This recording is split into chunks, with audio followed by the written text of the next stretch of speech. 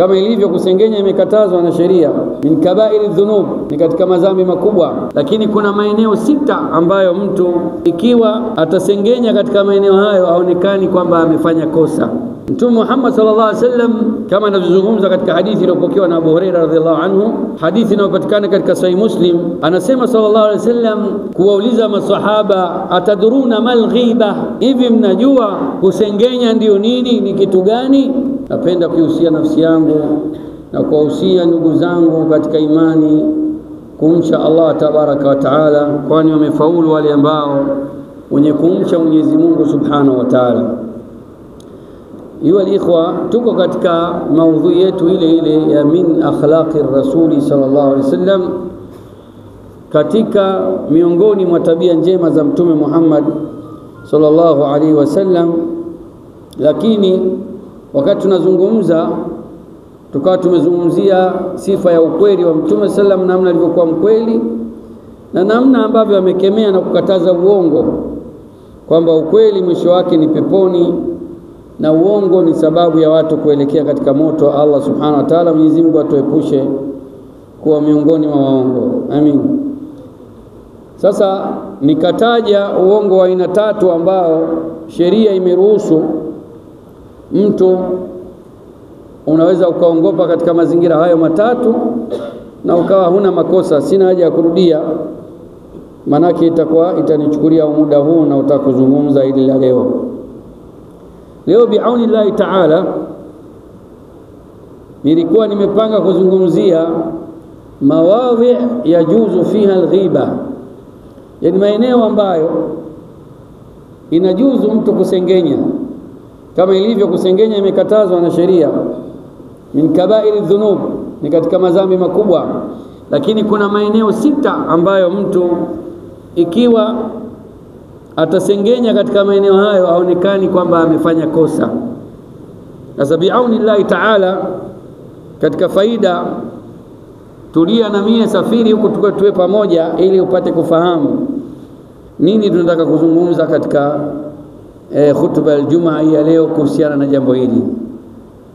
Mtume Muhammad sallallahu alaihi wasallam kama anavyozungumza katika hadithi iliyopokewa na Abu Hurairah radhiallahu anhu, hadithi inayopatikana katika Sahih Muslim, anasema sallallahu alaihi wasallam kuwauliza masahaba, ataduruna mal ghiba, hivi mnajua kusengenya ndio nini, ni kitu gani? Wakasema la shaka, kwamba sisi hatufahamu, tupe majibu wewe Mtume sallam ndio unajua. Mtume sallam akamwambia, dhikruka akhaka bima yakrah, kumtaja ndugu yako katika yale mambo yanayomkera. Yani kuna mambo yanamchukiza ndugu yako, endapo utayataja kuhusu yeye anachukia, basi jua huko ndio kumsengenya. Tuko pamoja? Kwa hiyo umemsengenya mtu, maana yake umemzungumzia katika hali ambayo yeye inamkera. Akaulizwa Mtume sallam, in kana fihi ma taqulu, Mtume sallam sema in kana fihi ma taqulu, ikiwa hayo unayoyasema, kwamba wewe yale unayoyasema kuhusu ndugu yako ikiwa ni sawa, au muulizaji akisema in kana fihi ma aqulu, yani kama mimi nayomshutumu nayo ndio alivyo tabia yake, yani naeleza vile alivyo. Mtume akasema in kana fihi ma taqulu faqad igtabtahu, in kana fihi ma taqulu faqad igtabtahu, ikiwa huyo mtu anayo hayo unayomzungumzia, yani hujakosea, unachokisema ni sahihi, huko ndo kumsengenya kwenyewe. Tumeelewana jamani? Unamwelezea mtu alivyo na ukapatia mbele za watu, umekaa unamwelezea, yani kama vile unataka kumfedhesha, kumdhalilisha. Tumeelewana jamani? Kushusha thamani yake na utu wake na heshima yake kwa watu. Sasa ikiwa umepatia, basi ndio umefanya nini hapo? Ndio kusengenyaji wenyewe, ndio huo ambao umeharamishwa, umekatazwa. Wa in lam yakun fihi, na ikiwa kwamba hayo unayomzungumzia hana, fakad bahatahu, itakuwa umemzulia, umefanya jambo la buhtan, umemzushia. Maana umemzungumzia kwa uongo, lakini uongo wenyewe wa kumzulia, kama hao walivyomzulia Mwenyezi Mungu kusema kwamba Nabii Isa amekufa wapi? Amekufa msalabani. Tumeelewana jamani? Mwenyezi Mungu asema kataluhu wa masalabuhu walakin shubia lahum, lakini wao wamekuja na buhtan. Kwa nini? Kwa sababu wanamzushia uongo Mwenyezi Mungu Subhanahu wa Ta'ala.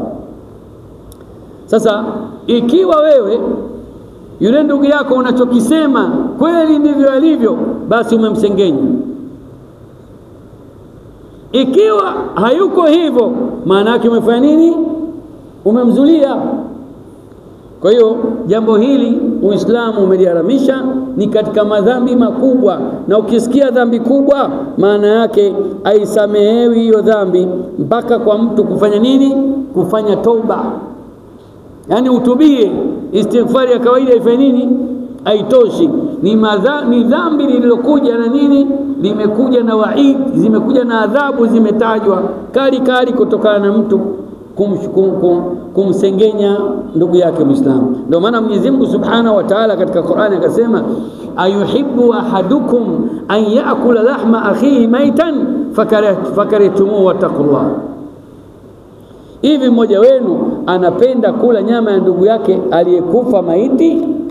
Yani imefananishwa kitendo cha mtu kumsengenya mtu mwingine ni sawa na kula nyama ya nini? Ya maiti, tena maiti wenyewe ndugu yako. Tumeelewa ubaya wa jambo hili? Kwa kusengenya ni jambo ambalo limeharamishwa katika sheria na ni katika madhambi makubwa. Hayatakikani mtu kufanya jambo kama hilo, na ni jambo linalopelekea kuvunja heshima za watu, yaani unamvunjia mtu heshima yake. Na kuna mambo imekatazwa kwa Muislamu kumfanyia Muislamu mwenzie, kama vile kumvunjia heshima yake, kumdhulumu mali yake, kumwaga damu yake. Haya mambo yote Muislamu kwa Muislamu mwenzie ni mambo ya haramu ambayo hayatakikani kufanya, na mambo haya hayawezi kufutwa hukumu yake au adhabu yake mbele ya Allah Subhanahu wa Ta'ala kwa kuwa labda wewe unaswali sana au unafunga sana. Unaweza kujiona mimi nafunga sana au naswali sana, kwa hiyo nikimsengenya huyu nimemsengenya, lakini na swali ile swala itanifutia. Hii haifuti, hii haimu. Hii mpaka ufanye nini? Utubie. Mpaka ufanye nini? Utubie kwa Allah Subhanahu wa Ta'ala. Kukaa tu wewe ukasema mimi kwa kuwa na swali itakuwa ndio basi, itakuwa haitoshelezi. Na wengine wakaweka sharti, yatakikana hata umwendee huyo uliyomfanyia ubaya, kisha ukiri mbele yake, mwambie bwana, mimi nimekusema vibaya, nisamehe. Wengine akasema hapana, ulama wengine wakasema hapana, unaweza tu kama ulikuwa unamsifu vibaya, sasa msifu vizuri, itakuwa ni sababu ya wewe kusamehewa yale mabaya ambayo wewe ulikuwa unamzulia. Kwa hiyo si jambo dogo, ni jambo zito. Na Mtume Muhammad sallallahu alaihi wasallam alipokwenda katika safari ya Isra na Miraj, akakuta watu wana makucha marefu. Makucha yale wanayatumia kujiadhibu, wanajichuna katika nyuso zao, wanajichuna katika nyuso zao na vifua vyao, yani wanajikwangua hivi usoni na kwenye vifua kwa ile mikucha, manake wanaumia, yani kama wanajiadhibu. Mtume sallam alipouliza hawa ni watu gani, akaambiwa haulai alladhina yakuluna luhuma an-nas wa yaqauna fi a'radhihim, hawa ndio watu wanaokula nyama za watu na wanavunjia watu heshima zao, yani ahlul ghiba. Hawa ndio wasengenyaji, na hivyo wamewekwa katika eneo hilo hapo, na hiyo ndio adhabu yao. Kwa maana ni kosa kubwa ambalo wafanyaji watakuwa na alama maalum. mbele ya Allah subhanahu wa ta'ala, kwamba una alama ya kuonyesha kwamba wewe ni mtu ambaye unafanya mambo hayo ambayo yamekatazwa na Mtume Muhammad sallallahu alaihi wasallam. Kama nilivyozungumza, Mtume sana, kullu almuslimi ala almuslimi haramun damuhu wa maluhu wa irdhuhu, kila muislamu kwa muislamu mwingine mwenzio ni haramu damu yake, mali yake na heshima yake. Kwa muislamu ukimwona huyu muislamu, basi akijua kwamba damu ya huyo muislamu mwenzio ni haramu wewe kuimwaga. Kadhalika mali yake ni haramu kumdhulumu au kuipola au kuichukua kwa namna yoyote isiyokuwa ya halali, au kuvunja heshima yake. La shaka katika kusengenya kuna kuvunja heshima za watu. Kadhalika Mtume Muhammad sallallahu alaihi wasallam anasema la yadkhulul jannata namamun, kwamba mtu mwenye kupenda mambo ya umbea basi hawezi kuingia katika pepo ya Allah subhanahu wa ta'ala. Na wanasema naam, kwa hiyo mtu mwenye mambo ya umbea kupata kwenda katika pepo ya Allah subhanahu wa ta'ala itakuwa ni jambo gumu sana. Kwa hiyo la shaka ni tabia mbaya ambayo yatakikana watu kujiepusha nayo. Anasema al-Imam Ibn Hajar al-Haytami rahimahullahu ta'ala, anasema innal ghiba min al-kaba'ir, innal ghibata min al-kaba'ir, hakika usengenyi ni katika madhambi makubwa. Kwa hivyo, na akasema wa dhukira annaha qad tuadilu ghasb al-mali wa qatl an-nafs, qad tuadilu ghasb al-mali wa qatl an-nafs, kwamba ghiba ni katika madhambi makubwa, na kama utataka kuifananisha na madhambi basi itakuwa ni sawa na madhambi ya mtu aliyempola mtu mali yake, au yule aliyeitoa nafsi, kaua nafsi mtu. Ndio usengenyaji labda utakuta kama unaweka katika vipimo vya madhambi unafananisha, basi utakuta inaingia kama hapo. Wanasema ulama, wanasema waqila, imekuja sigha ya tamridh kwamba innaha tughayyiru raihata al-bahri, yani usengenyi unaweza kubadilisha hata harufu ya bahari ulivyokuwa mbaya. Manake yani bahari ukitia kitu siwezi kukiona kinapotea, lakini usengenyi unaweza ukawa unaichafua mpaka bahari, kuonyesha kwamba ni kosa lilokuwa kubwa. Na wanasema ulama watusabibu adhab al-qabri, na usengenyi unasababisha mtu kupata adhabu katika kaburi lake. Kwa hiyo ni dhambi ambayo haifutiki tu hivi hivi, kama hivyo ilivyo katika kila swala watu wanafutiwa madhambi, Ijumaa mpaka Ijumaa, saumu mpaka saumu, lakini hii dhambi hii inakaa pembeni. Hii dhambi inakaa pembeni, ufutiwi mpaka ufanye nini? Kwa tauba. Utubie kwa nani? Kwa Allah subhanahu wa ta'ala, ndio uweze kusamehewa wewe ambaye umefanya jambo la kusengenya watu. Kwa hivyo yule aliyemfanyia mtu usengenyi yatakikana kumwomba udhuru, hata kwa kuashiria tu, bwana nisamee, au hivi lugha utakayotumia, sababu huwezi kujieleza kwamba ulimchafua kiasi gani. Lakini kama utaamua kumsafisha baada ya kumchafua ukawa unamsema vizuri, yaweza kwa sababu ya kusamehewa na Allah subhanahu wa ta'ala. Kadhalika kumfanyia ihsani yule aliyomsema vibaya, na kumwombea msamaha kwa Allah subhanahu wa ta'ala, ukafanya istighfari nyingi kwa ajili yake, yaweza kuwa ni sababu ya wewe kusamehewa na nini? Na Allah subhanahu wa ta'ala. Kwa ala kulli hali kwamba al-ghiba, usengenyi ni kosa kubwa, ni katika madhambi makubwa, min al-kaba'ir, ni katika madhambi makubwa ambayo yamekuja na waid shadid, kwamba adhabu kali zimetangazwa kwa wale ambao wenye kufanya makosa kama ya namna hiyo. Ayo ikhwa, sasa nimependa nizungumze mawadhi jawazi al-ghiba. Yani kuna maeneo ambayo unaweza wewe usengenyi wa aina hiyo ukawa hauingii katika nini, hauingii katika makosa. Taban miongoni mwa aina hiyo ya usengenyi ni mathalan katika tadhallum, yani mtu kadhulumiwa na mtu, yani umedhulumiwa, umekwenda mahakamani au umekwenda polisi au kakadhi, upo au kwa hakimu, unaeleza kwamba fulani mimi kanidhulumu mali yangu kiasi kadha kadha kadha. Sasa wakati unazungumza kwamba huyu kanidhulumu, na tumeona kule dhikruka akhaka bima yakra, kumtaja ndugu yako katika jambo linalomchukiza ndio nini? Kumsengenya. La shaka haya maneno atayapenda, lakini ndio hali halisi kwamba wewe huyu kanidhulumu, kaniibia kiasi kadha kadha kadha, mimi nimekuja kuripoti ili nini, hukumu ifanye nini, itoke. Sura ni kama vile ni usengenyi, lakini ikiwa ni kwa sura hii, tumeelewana?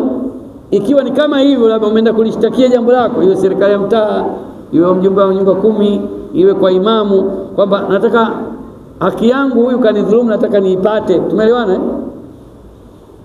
Hilo halitohesabika kama umefanya nini, usengenyi mwenye kukatazwa. Namba 1, nitataja mambo 6 tu hapo. Kwa hivyo ni wewe changamka na kichwa chako na ufahamu wako ili upate kuyafahamu hayo. La mwanzo. La pili ni al-isti'ana ala taghyiri al-munkar, yani mtu ambaye anaomba msaada kwa mtu mwingine kwa ajili ya kuondoa munkari, kwamba kuna munkari, kuna mahali unafanyika na kuna mtu anafanya munkari. Sasa utamueleza, lazima utasema huyo fulani ndio anaofanya hilo balaa. Si tumeelewana jamani? Kwa ushamsengenya tayari, maana yeye yupo unamtaja vibaya, lakini kwa namna hiyo kisheria haifai nini, haikataliwi, ni sawa sawa kufanya hivyo. Fulani anafanya balaa mahali fulani, kwa hiyo nimekuja hapa naomba msaada, ima kama ni askari au sungusungu au nani, tukazuie hili tatizo. Umeelewana jamani? Mwingine leo naona katuwekea kibao kata huko mtaani, hatuna la, umemzungumzia ndio, lakini kwa njia hii ya kuzuia munkar haifai nini, sheria ikuhesabu kwamba wewe utapata adhabu zile tulizozieleza 10, kwamba utakuwa umefanya usengenyi ambao umekatazwa, bali wewe utakuwa umefanya usengenyi ambao unaruhusiwa nini, umeruhusiwa katika sheria, yani ruksa, umepata ruksa ya kufanya hivyo. Kadhalika kuna usengenyi mwingine umeruhusiwa katika al-istiftah, talabul fatwa. Wewe unatafuta fatwa juu ya hukumu ya jambo. Mfano kama mwanamke kadhulumiwa na mumewe, au kijana kadhulumiwa na baba yake. Sasa anapokwenda kwa mufti au kadhi, anamuuliza, hasa mufti hapa katika upande wa fatwa au shekhe, mimi nimedhulumiwa na baba yangu kiasi kadha kadha kadha, au ndugu yangu, au mwanamke anamzungumzia mumewe, mume wangu mimi kanidhulumu haki yangu hii na hii na hii. Je, nini hukumu yake? Kamzungumza vizuri vibaya? Lazima tamzungumza, hawezi kumzungumza kwa vizuri hapa, tamzungumza vibaya ili aipate ile haki ambayo yeye kadhulumiwa. Tumeelewana jamani? Atakuwa kamsengenya sura ya juu, kafanya nini, kamsengenya, lakini usengenyaji huu uko ndani ya mipaka ambayo sheria imeruhusu, kwa maana umekwenda kutafuta fatwa nini ufanye kutokana na lile uliofanyiwa ambalo haliko sawa, umedhulumika.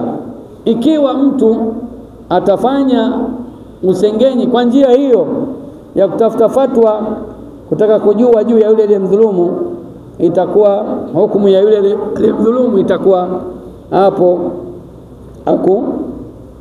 akusengenya katika ule usengenyaji ambao unakatazwa na sheria. Kadhalika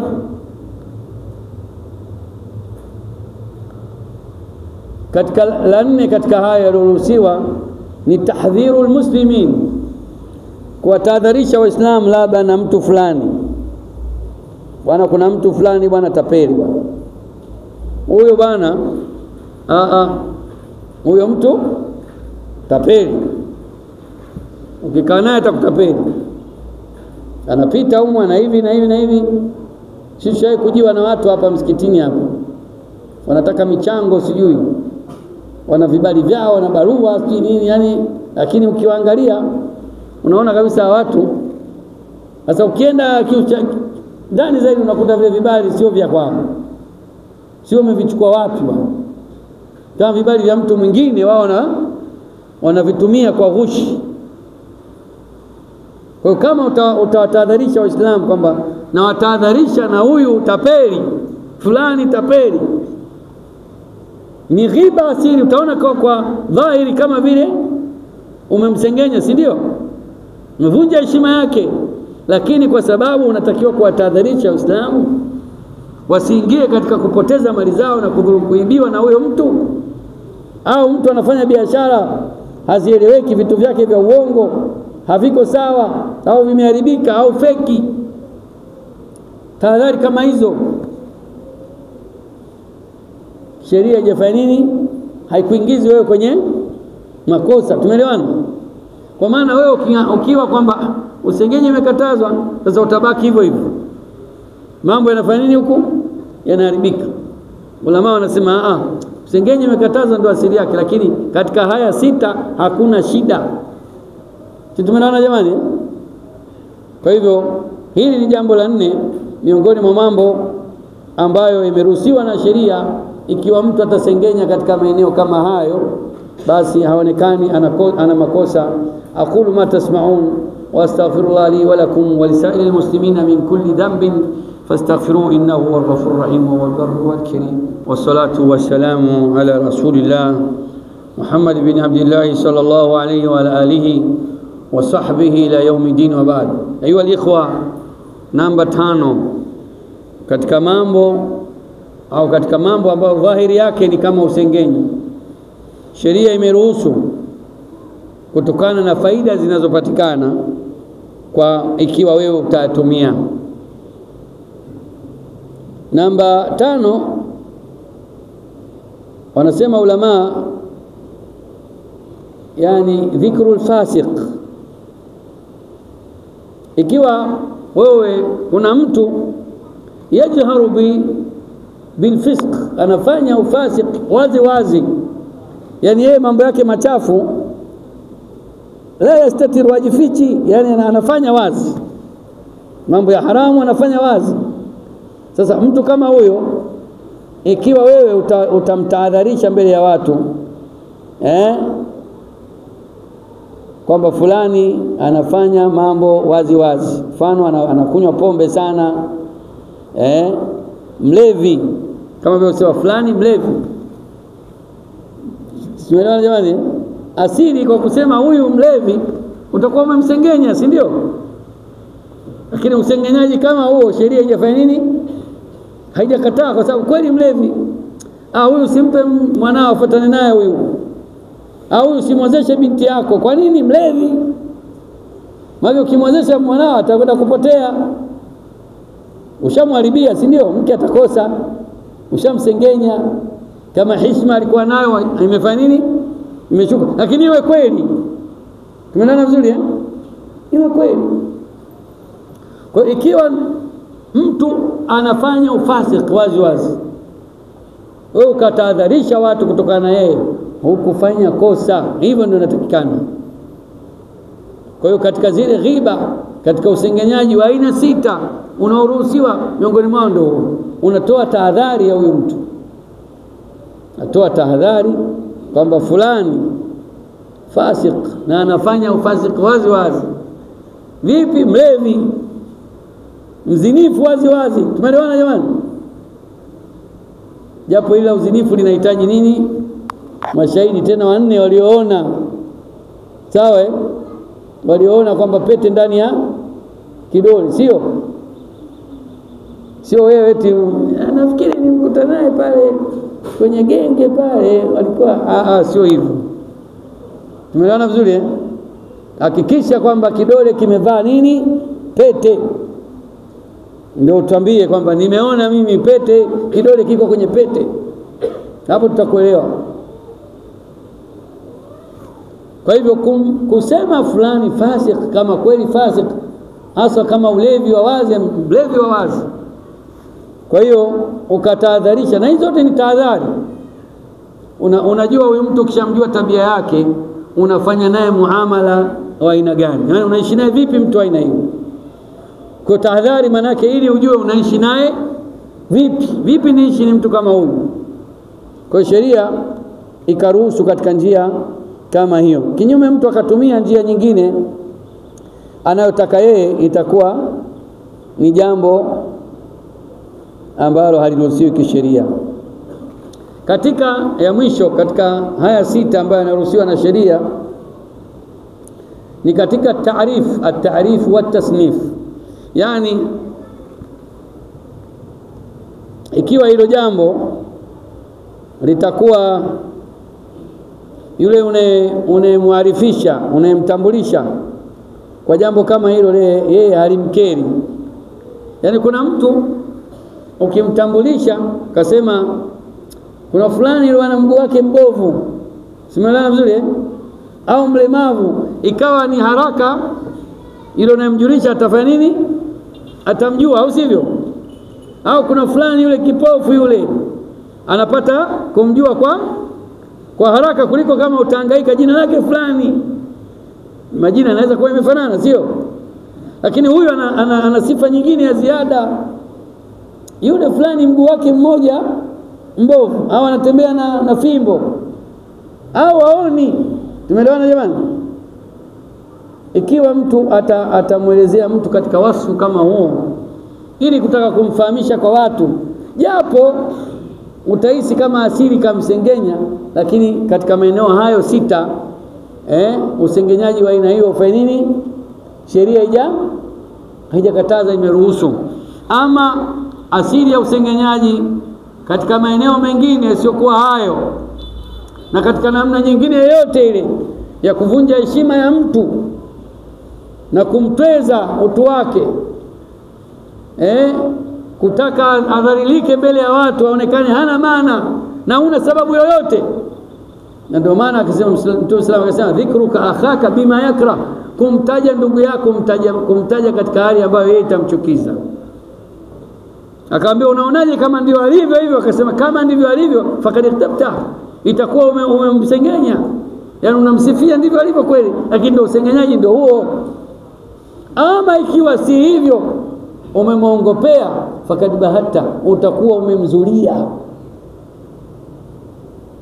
Kwa hiyo hii ni minal kabair, ni katika madhambi makubwa. Lakini nilipenda kipengele hiki hasa cha hizi namna ambazo hizi 6 ambazo zinavovuliwa kule, kwamba haziingii katika makosa, kama ambavyo tulivyosema katika hutuba iliyopita kwamba yale mambo 3 ambayo ni uongo asili yake, lakini upate nini? Upate dhambi ukisema uongo katika namna zile. Na kama nilivyosema sirudii, kwa sababu sote tumo humu tunasikia. Kwa hiyo unaweza kurejea hizi CD zetu au hizi na video wanazorekodi hapa ili upate kujua nini tuliongea. Na ni vyema mtu anapokuja katika hutuba badala ya kusinzia basi uwe hadhir, kwa sababu sisi tunapata tabu kuandika, tunapata tabu kusoma mpaka upate maalumati, alafu wewe uje hapa unapewa tu alafu unasinzia usikii chochote. Inna Allaha wa malaikatahu yusalluna ala nabi alladhina amanu sallu alayhi wa sallimu taslima. Allahumma salli ala Muhammadin wa ala ali Muhammad kama sallaita ala Ibrahim wa ala Ibrahim innaka Hamidum Majid. Allahumma barik ala Muhammadin wa ala ali Muhammad كما باركت على إبراهيم وعلى آل إبراهيم في العالمين إنك حميد مجيد. اللهم انصر الإسلام والمسلمين وذل الشرك المشركين، أنكس أعداءك أعداء الدين، واختم لنا بخير أنت أرحم الراحمين. اللهم ربنا احسن عاقبتنا في الأمور كلها وأجرنا من خزي الدنيا وعذاب الآخرة. اللهم نسألك رضاك والجنة ونعوذ بك من النار. اللهم نسألك الجنة وما قرب إليها من قول أو عمل، ونعوذ بك من النار وما قرب إليها من قول أو عمل. اللهم ربنا سهل لنا مما نريد، نجنا ممن نخاف بفضلك يا لطيف. اللهم لا سهل إلا ما جعلته سهلا، وأنت تجعل الحزن إذا شئت سهلا. سهل لنا كل ما رأى صعبا. اللهم اشف مرضانا وارحم موتانا. اللهم ارحم من في القبور من المؤمنين والمؤمنات والمسلمين والمسلمات. اللهم ارحمنا إذا سرنا من أصحاب القبور. ربنا هب لنا من أزواجنا وذرياتنا قرة أعين واجعلنا للمتقين إماما. اللهم ربنا آتنا في الدنيا حسنة وفي الآخرة حسنة وقنا عذاب النار. عباد الله، إن الله يأمر بالعدل والإحسان وإيتاء ذي القربى وينهى عن الفحشاء والمنكر والبغي يعظكم لعلكم تذكرون. فاذكروا الله العظيم يذكركم واشكروه على نعمه يزدكم ولذكر الله أكبر والله يعلم ما تصنعون. Uongofu Hub TV, the center of Islamic guidance.